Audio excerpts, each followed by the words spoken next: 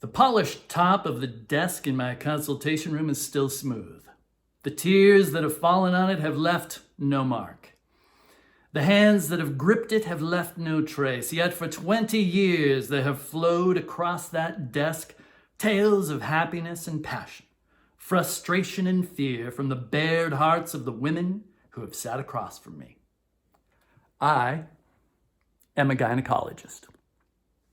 That's from the introduction to Consultation Room, written in 1939. This is the 1950 paperback edition. It's written by Frederick Loomis, MD, who says, "In these frank pages, I want to disclose the actual reactions common to women the world over."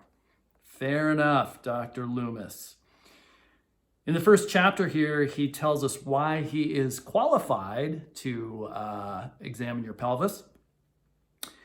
"In the intervening years, I had done many things, each year expecting to return to the university and each year being diverted.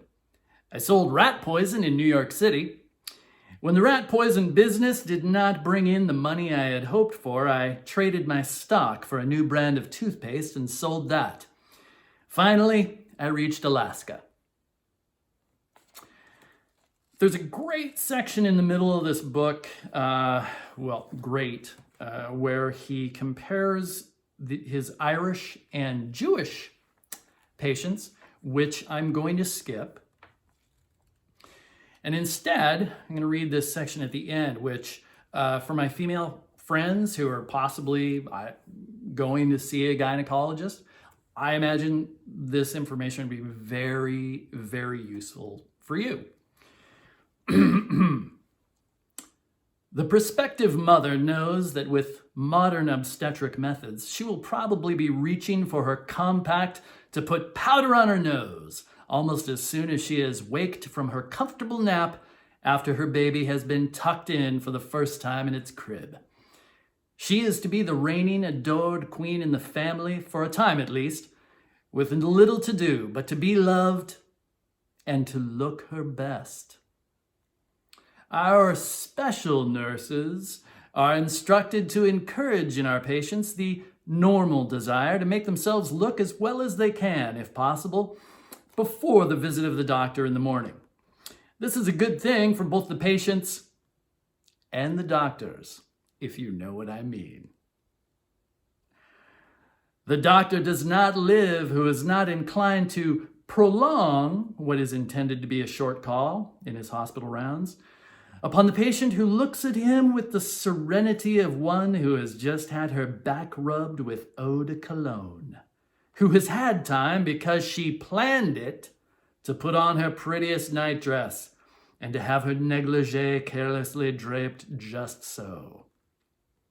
He is only human if his calls are briefer on the patient who cares so little for herself and those around her that, in spite of having little to do, she always looks as if she had just finished preparing a hurried or ill-natured breakfast on a steaming summer day. This type of woman does not like the hospital, hates her nurse, sometimes does not even like her baby. I have often wondered why an obstetrician is expected to produce a little Pierce Arrow runabout from the chassis of a Ford. So true. The shortest calls of all, if he can manage it, are his visits to the one who doubts and questions everything he does, who quotes her other doctors to him as a challenge, and in general makes herself one of the world's worst afflictions. Fortunately, I long ago found the secret of bearing up under such a strain.